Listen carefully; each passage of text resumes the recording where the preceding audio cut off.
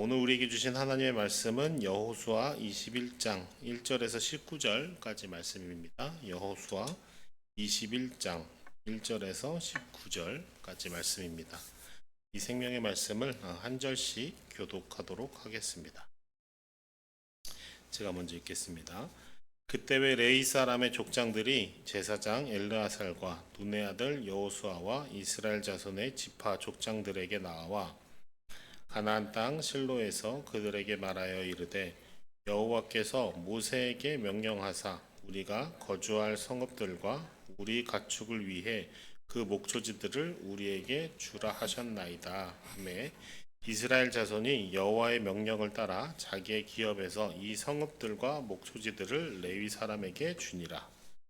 그앗 가족을 위하여 제비를 뽑았는데 레위 사람 중 제사장 아론의 자손들은 유다 지파와 시몬 지파와 베냐민 지파 중에서 제비 뽑은 대로 13성읍을 받았고 그앗 자손들 중에 남은 자는 에브라임 지파의 가족과 단 지파와 므낫세 반 지파 중에서 제비 뽑은 대로 13성읍을 받았으며 게르손 자손들은 이사갈 지파의 가족들과 아셀 지파와 납달리 지파와 바산에 있는 므낫세 반 지파 중에서 제비 뽑은 대로 13성읍을 받았더라.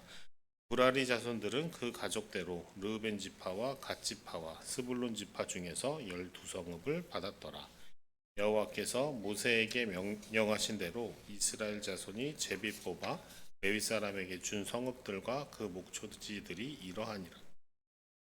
유다 자손의 지파와 시므온 자손의 지파 중에서는 이 아래에 기명한 성읍들을 주었는데 레위 자손 중 그앗 가족들에 속한 아론 자손이 첫 번째로 제비 뽑혔으므로 아낙의 아버지 아르바의 성읍 유다 산지 기럇 아르바 곧 헤르본과 그 주위의 목초지를 그들에게 주었고 그 성읍과 밭과 그 촌락들은 여분네의 아들 갈렙에게 주어 소유가 되게 하였더라.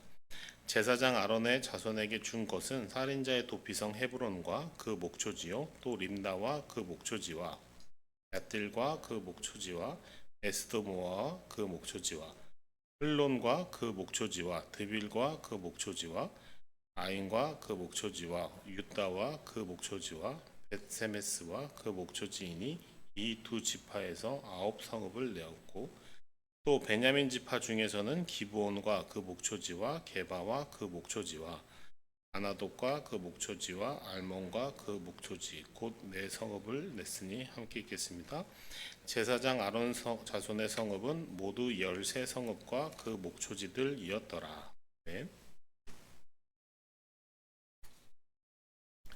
네, 오늘 본문은 이스라엘 12지파들에 대한 땅 분배가 모두 마쳐진 후에 이 하나님의 말씀에 따라 성별된 지파인 레위 지파에게 각 지파별로 분배받은 그 자기 땅 안에서 레위 지파의 거주지와 목초지를 다시 분배하는 그 내용을 담고 있습니다. 오늘 이 말씀을 통해서 레위 지파와 같이 각 지역과 사회 영역 가운데 함께 거주하며 살아가는 우리 교회된 우리의 소명과 역할이 무엇일지를 한번 나눠보고 싶습니다. 먼저 레위인들이 분배받은 거주지, 이 본문의 표현대로라면 성읍과 목초지는 모두 각 지파들이 이미 분배받은 지역 안에 있었습니다. 그러니까 레위 지파를 제외한 다른 모든 지파들의 거주지는 크게 구획이 되어 있어서 마치 거대한 집성촌과 같이 각 지파별로 모여서 거주하게 되었는데요.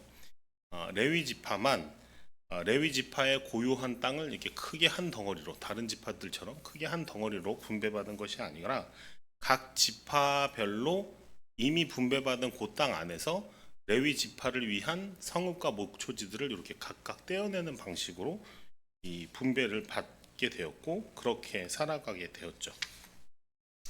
그러다 보니 레위 지파는 이 거대한 집단을 이루거나 특정 지역에 움집해서 살아가는 것이 아니라 이스라엘의 이 모든 지파의 각 영토 안에서 각자의 그 레위 지파 고유의 공동체를 작게 공동체를 이루고 살아가게 된 것이죠. 그러니까 이해되시죠? 크게 지도가 있으면 예를 들어서 우리나라로 치면 뭐 경상남도, 경상북도, 전라남도, 북도, 충청도 이런 식으로 크게 있잖아요. 그러니까 이제 다른 12지파들은 다 그런 식으로 이렇게 분배를 받았는데 레위 지파도 크게 무슨 뭐 강원도 이런 식으로 크게 한 덩어리를 분배받는 게 아니라 각 그 이미 분배받은 지파들 안에 작게 마을 단위로 레위 지파의 땅은 분배가 되었다. 요 얘기예요. 왜 이렇게 했냐? 이거는 이제 민수기 35장 2절에 보면 하나님께서 모세를 통해서 이스라엘 백성에게 명령하신 내용이 나오는데 바로 그 내용을 따라서 이렇게 된 거예요. 별도의 땅을 분배받지 않고 각 지파별로 분배받은 땅의 일부를 떼어주어서 그러면 레위인들을 그렇게 살아가게 하신 이유를 뭘까?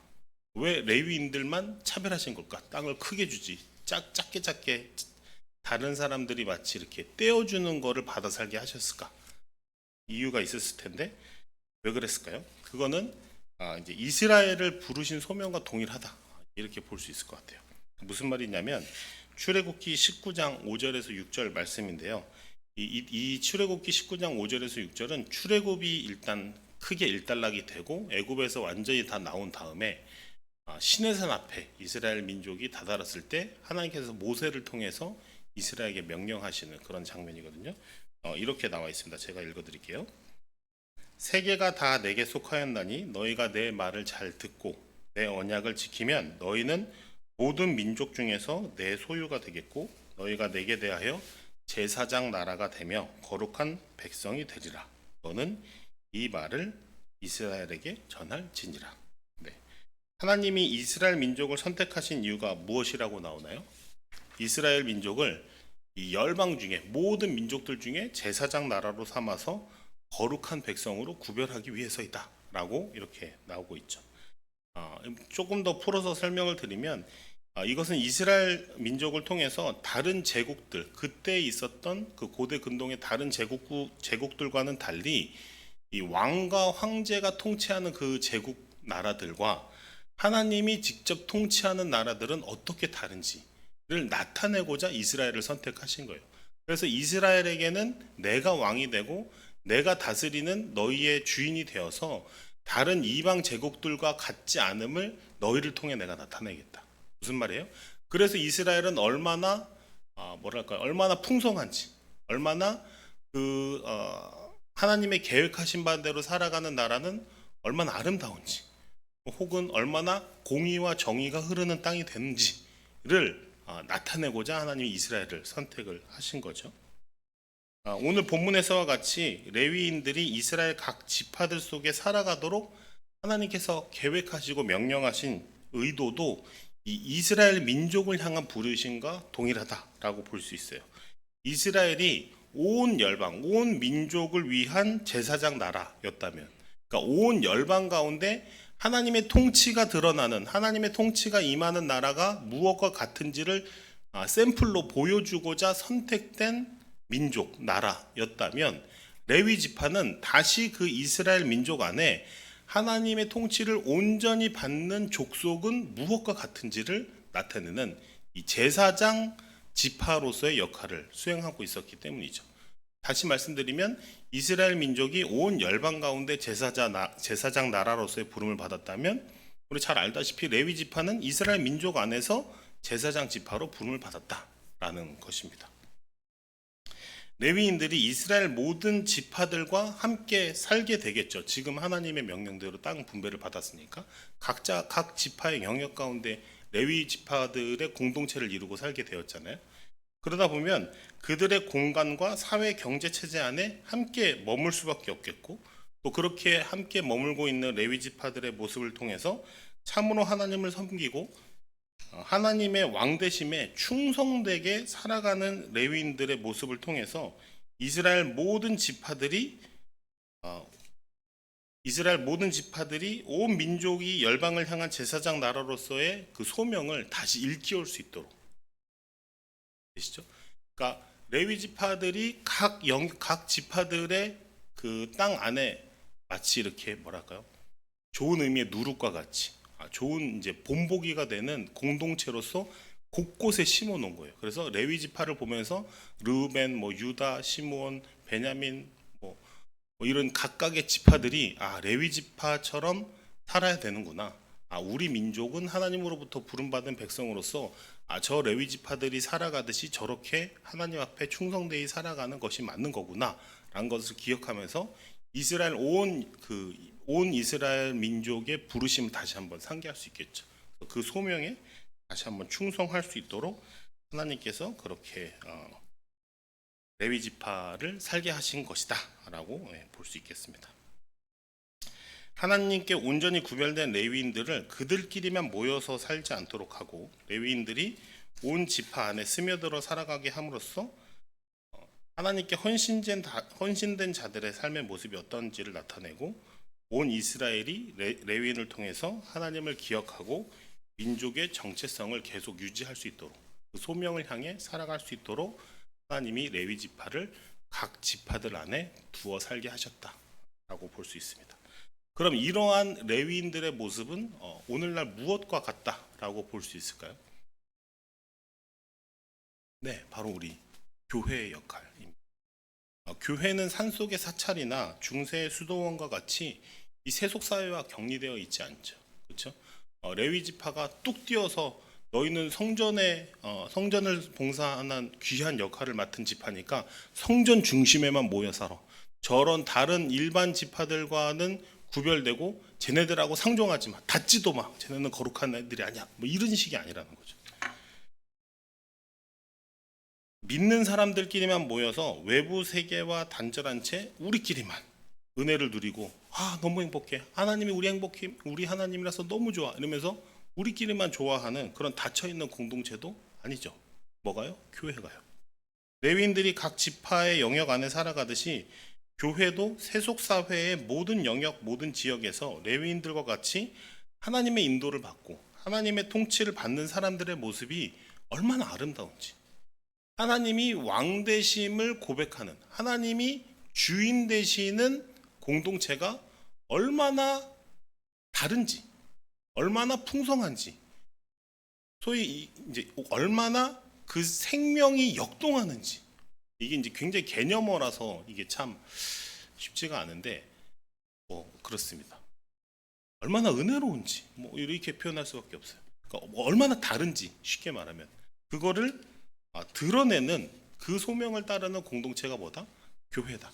그렇게 따지면 사실은 이렇게 무슨 대한예수교 장로의 무슨 교회라는 어떻게 표현할까요? 행정상 종교 시설만이 교회는 아닐 거예요. 레위 지파의 소명을 받은 우리 모두가 하나님의 주되심을 인정하고 하나님의 통치를 바라는 모든 공동체가 이 레위 지파의 부르심과 동일하게 부름받은 공동체다 혹은 교회다라고 말을 할 수 있을 것 같습니다.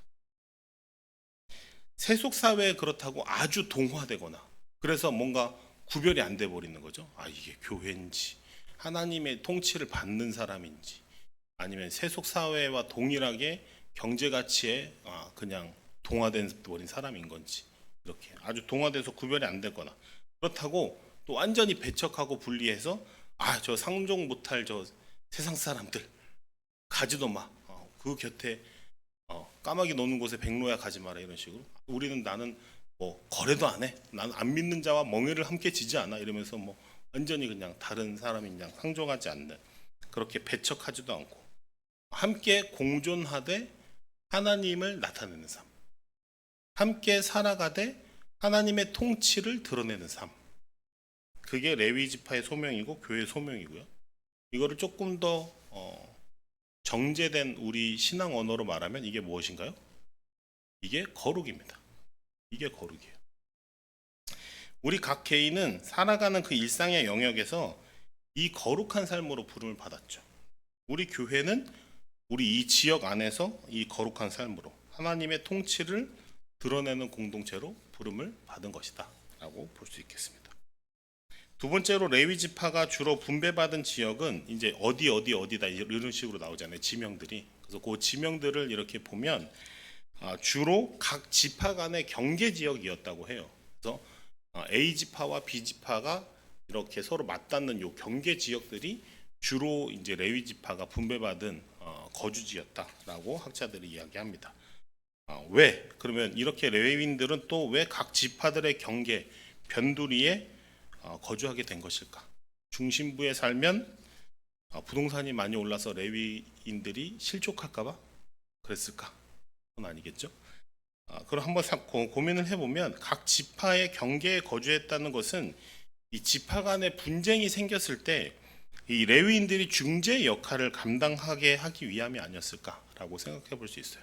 양쪽에서 각 지파 간의 갈등을 조정하고 분쟁을 중재하는 역할들을 이 레위의 지파에게 맡겨졌었다라고 볼 수 있겠고요. 또 하나는 이스라엘이 온 민족적으로 대응해야 될 사건이 있거나 하나님의 말씀이 있을 때 각 지파들이 연합할 수 있도록 이끄는 역할. 그러니까 그 변두리에서 이 지파와 이 지파를 모으고 다시 이 지파와 이 지파를 모으고 전체를 하나님 앞에 하나의 공동체로 나아갈 수 있도록 모두는 역할, 갈등을 중재하고 전체를 모두는 역할, 이런 것들이 이 레위 지파에게 부여된 역할이자 각 지파 안에 흩어져서 살게 된 배경이 되지 않았을까라고 볼 수 있을 것 같습니다.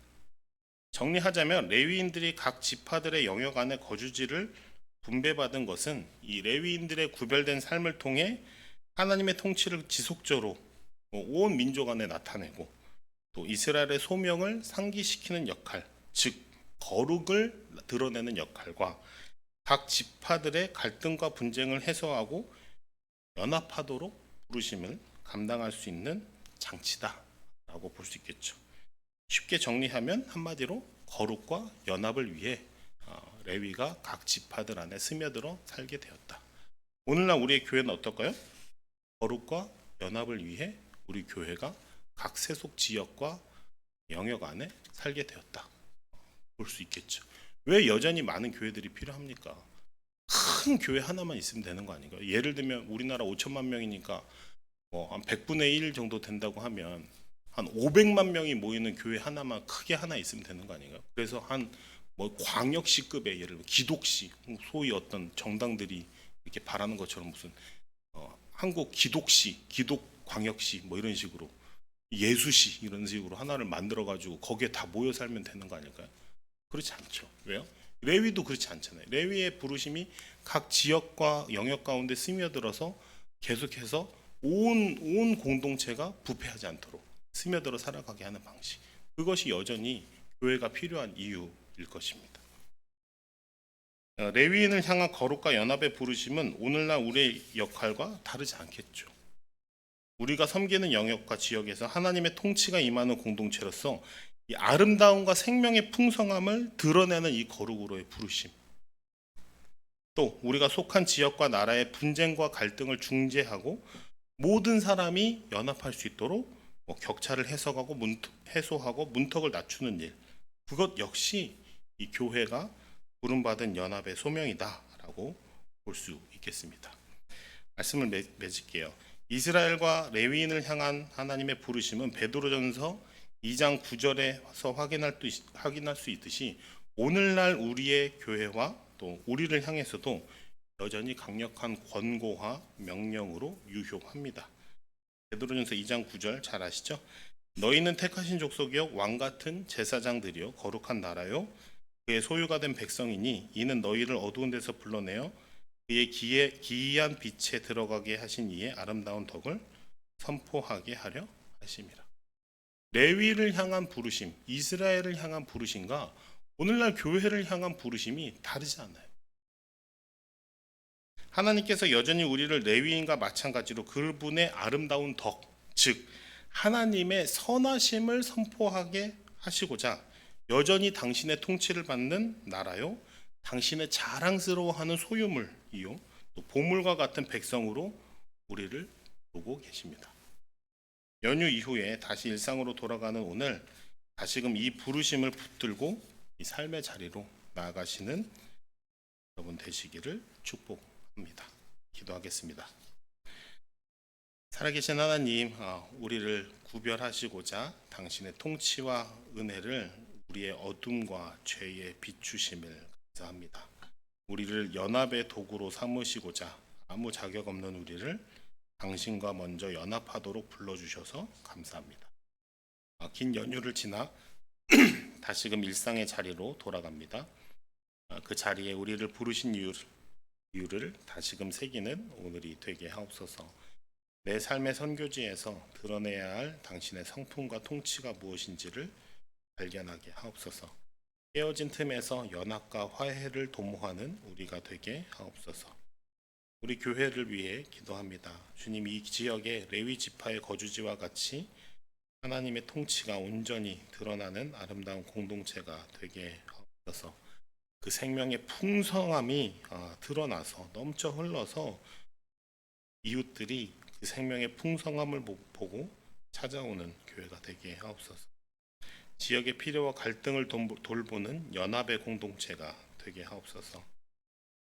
사랑의 주님, 분열의 상징이 되어버린 이 조국 교회를 불쌍히 여기셔서 거룩과 연합의 소명을 위해 헌신하는 이 땅에 당신의 모든 몸된 교회로 거듭나게 하옵소서. 온 인류의 레위이자 온 교회의 주인 되신 예수님의 이름으로 기도합니다. 아멘.